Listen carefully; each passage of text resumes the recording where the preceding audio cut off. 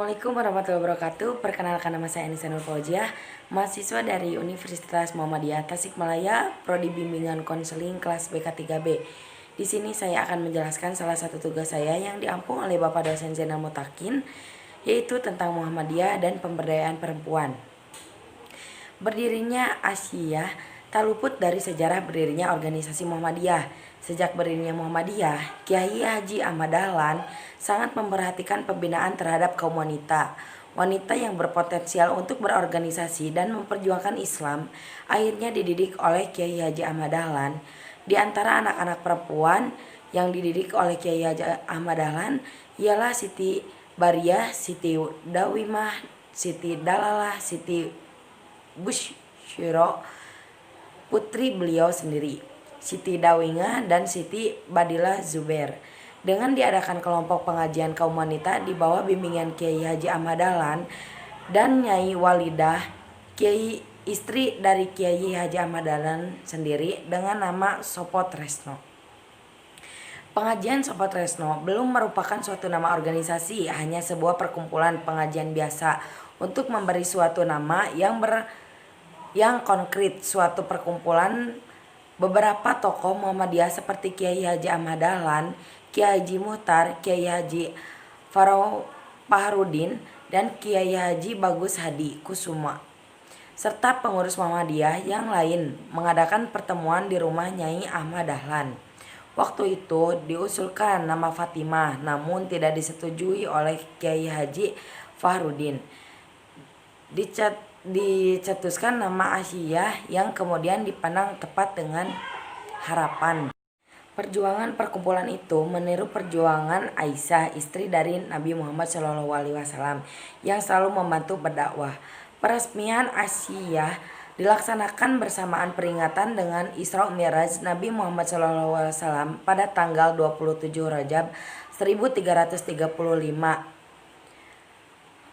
Bertepatan 19 Mei 1917 Masehi, dan diketahui oleh Siti Bariah peringatan Isra Mi'raj tersebut merupakan peringatan yang diadakan Muhammadiyah untuk pertama kalinya. Selanjutnya Kiai Haji Muhtar memberi bimbingan administrasi dan organisasi, sedang untuk bimbingan jiwa keagamaan dibimbing langsung oleh Kiai Haji Ahmad Dahlan. Setelah organisasi ini sudah terbentuk, maka Kiai Haji Ahmad Dahlan memberi suatu pesan untuk para pengurus yang memperjuangkan Islam. Pesan itu berbunyi, pertama, dengan keikhlasan hati menunaikan tugasnya sebagai wanita Islam sesuai dengan bakat dan percakapannya, tidak menghendaki sanjung puji dan tidak mundur selangkah karena dicela. Dan kedua, penuh keinsyafan bahwa beramal itu harus berilmu. Dan yang ketiga, jangan mengadakan alasan yang tidak dianggap sah oleh Allah Subhanahu wa Ta'ala hanya untuk menghindari suatu tugas yang diserahkan. Keempat, membulatkan tekad untuk membela kesucian agama Islam. Dan kelima, menjaga persaudaraan dan kesatuan kawan sekerja dan seperjuangan. Lembaga ini sejak kehadirannya merupakan bagian horizontal dari Muhammadiyah yang membidangi kegiatan untuk kalangan putri atau kaum wanita Muhammadiyah. Komponen perempuan persyarikatan Muhammadiyah telah memberikan corak terdiri dalam ranah sosial, pendidikan, kesehatan, dan keagamaan yang selama ini menjadi titik tolak geraknya. Gerakan Asiyah dari waktu ke waktu terus berkembang dan memberi manfaat bagi peningkatan dan kemajuan harkat dan martabat perempuan Indonesia. Hasil yang sangat nyata adalah wujud amal usaha yang terdiri atas ribuan taman kanak-kanak, sekolah dasar hingga perguruan tinggi. Asiyah adalah organisasi persyarikatan Muhammadiyah yang berajaskan amar ma'ruf munkar dan berpedoman kepada Al-Quran dan As-Sunnah. Pemberdayaan perempuan oleh Asiyah sebagai organisasi perempuan yang bergerak dalam bidang keagamaan dan kemasyarakatan. Asiyah diharapkan mampu menunjukkan komitmen dan kiprahnya untuk memajukan kehidupan masyarakat, khususnya dalam bidang pengentasan kemiskinan dan ketenagakerjaan.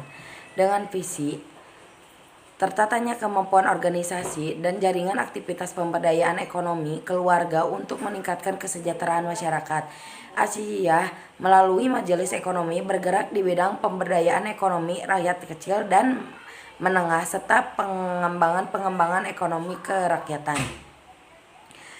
Beberapa program pemberdayaan diantaranya mengembangkan bina usaha ekonomi keluarga Asia, yaitu BOEKA, dan usaha mikro kecil menengah UMKM. Saat ini Asia memiliki dan membina badan usaha ekonomi sebanyak 1.426 buah di wilayah, daerah, dan cabang yang berupa badan usaha, koperasi, pertanian, industri rumah tangga, dan perdagangan kecil ataupun toko. Dalam bidang pendidikan, sejalan dengan pengembangan yang menjadi salah satu pilar utama pada gerakan Asia melalui Majelis Pendidikan Dasar dan Menengah serta Majelis Pendidikan Tinggi, Asia mengembangkan visi pendidikan yang berakhlak mulia untuk umat dan bangsa dengan tujuan menunjukkan pendidikan formal, non-formal, dan informal serta mencerdaskan kehidupan bangsa, terwujudnya manusia muslim yang bertakwa, berakhlak mulia, cakap, percaya diri, cinta tanah air, dan berguna bagi masyarakat serta dinilai oleh Allah Subhanahu wa Ta'ala. Berbagai program dikembangkan untuk menangani masalah pendidikan dari usia para TK sampai sekolah menengah umum dan keguruan tinggi.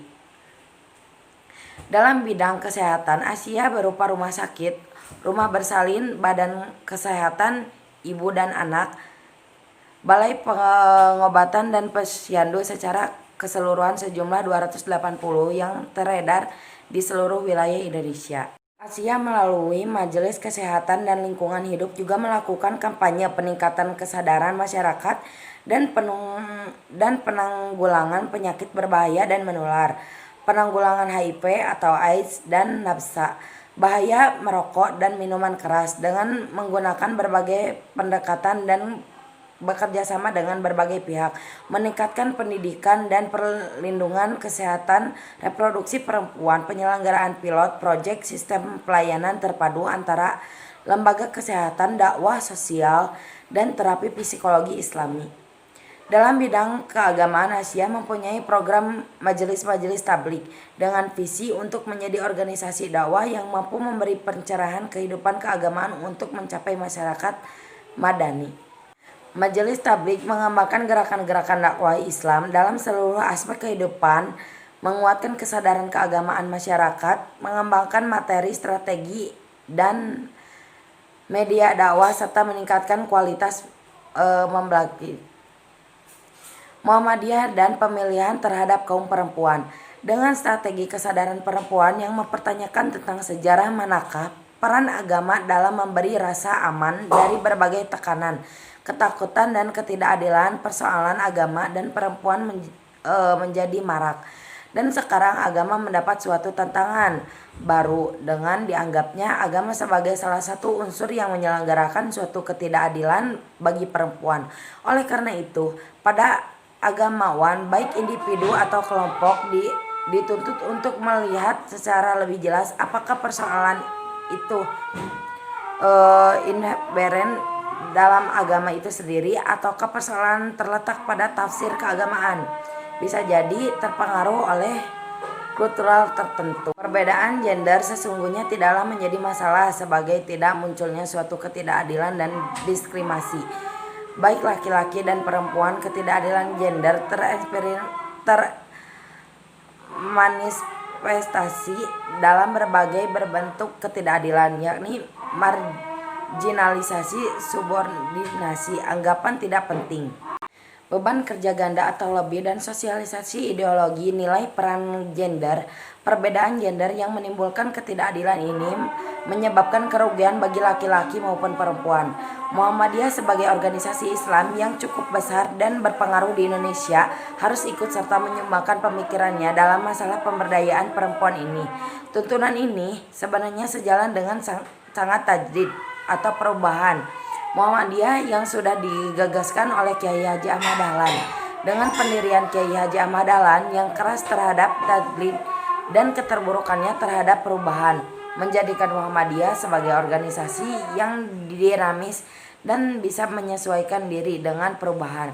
Dengan semboyan kembali kepada Al-Quran dan As-Sunnah, Kiai Haji Ahmad Dahlan bersikap keras terhadap aspek-aspek natural yang disebut bid'ah dan sikap taklid yang membelenggu umat pada hal-hal yang tidak bermanfaat. Penguburan yang sederhana merupakan suatu contohnya, mengajarkan pada umat Islam agar agar berhemat tanpa menghilangkan unsur-unsur yang diajarkan Islam. Di sisi yang lain, ini juga membuka Muhammadiyah untuk terbuka dan fleksibel terhadap unsur-unsur inovasi baru yang membawa maslahat, walau dari mampu asalnya inovasi itu asalkan tidak bertentangan dengan kedua prinsip di atas, yaitu Al-Quran dan As-Sunnah. Ini seperti keterbukaan Kiai Haji Ahmad Dahlan yang beradaptasi terhadap pemikiran dan institusi yang berasal dari kolonial Barat dan Kristen seperti sistem pendidikan, kurikulum, pakaian, panti asuhan, dan lain-lain. Peran serta kontribusi Asia dalam Nasyatul Asia. Dengan tugas dan peran atau fungsi sederhana, Asia telah banyak memiliki amal usaha di berbagai bidang, diantaranya adalah pendidikan, kewanitaan, PKK, kesehatan, dan organisasi wanita. Pimpinan pusat Asia berusaha memberi didikan di kalangan wanita Islam untuk berpakaian muslimah yang baik, bermoral, dan bermental luntur, memberikan bimbingan perkawinan dan kerumah tanggaan, tanggung jawab istri dalam dan di luar rumah tangga, memberikan motivasi keluarga sejahtera, keluarga bahagia, memberikan bimbingan pemeliharaan bayi sehat, keluarga berencana, berislam, dan sebagainya. Peran dan kontribusi Nasyatul Asia atau NA bergerak dalam bidang dan organisasi gerakan Putri Islam, bidang keagamaan, kemasyarakatan, dan keputrian. Nasyatul Asia memberikan terobosan baru yang inovatif, yaitu mengadakan kegiatan SP atau siswa praja wanita, mendomestifikasi wanita dalam kegiatan-kegiatan rumah tangga, membekali wanita dan putri-putri Muhammadiyah dengan berbagai ilmu pengetahuan dan keterampilan. Dalam organisasi Nasyatul Asia atau NA, mengadakan sholat Jumat bersama, mengadakan tabligh keluar kota dan kampung-kampung, mengadakan kursus administrasi, dan ikut masyarakat organisasi Muhammadiyah. Kegiatan siswa praja wanita merupakan terobosan yang inovatif dalam melakukan emansipasi wanita. Di tengah kultur kemasyarakatan feodal saat itu, kultur praktis saat itu benar-benar mendomestifikasikan wanita dalam kegiatan-kegiatan rumah tangga. Para orang tua seringkali meralang untuk perempuan keluar rumah untuk aktivitas-aktivitas yang emansipatif. Namun dengan munculnya SP atau siswa praja wanita, kultur patriarkis dan feodal tersebut bisa didobrak. Hadirnya SP siswa praja wanita sangat dirasakan manfaatnya karena wanita membekali wanita dan putri-putri Muhammadiyah dengan berbagai pengetahuan dan keterampilan. Prinsip gerakan Nasyatul Asia, sering juga disebut Nasyah, adalah organisasi otonom yang kader Muhammadiyah yang merupakan gerakan putri Islam bergerak di bidang keagamaan, kemasyarakatan, dan kepentingan. Tujuan organisasi ini ialah membentuk pribadi putri Islam yang berarti bagi agama, keluarga, dan bangsa menuju terwujudnya masyarakat utama adil dan makmur yang diridhoi oleh Allah Subhanahu wa taala. Nah, jadi kesimpulannya, posisi Asia dalam Muhammadiyah adalah sebagai suatu organisasi otonom Muhammadiyah yang diperuntukkan untuk perjuangan para wanita muslimah. Karena lembaga ini adalah bagian horizontal dari organisasi Muhammadiyah, maka fungsi dari lembaga ini sebagai partner gerak langkah Muhammadiyah, di mana asas dan tujuannya tidak terpisah dari induk Persyarikatan Asia adalah organisasi Persyarikatan Muhammadiyah yang berasaskan amar ma'ruf nahi munkar dan pedoman kepada Al-Quran dan As-Sunnah. Mungkin itu saja yang dapat saya sampaikan. Mohon maaf bila ada kekurangan. Semoga bermanfaat. Assalamualaikum warahmatullahi wabarakatuh.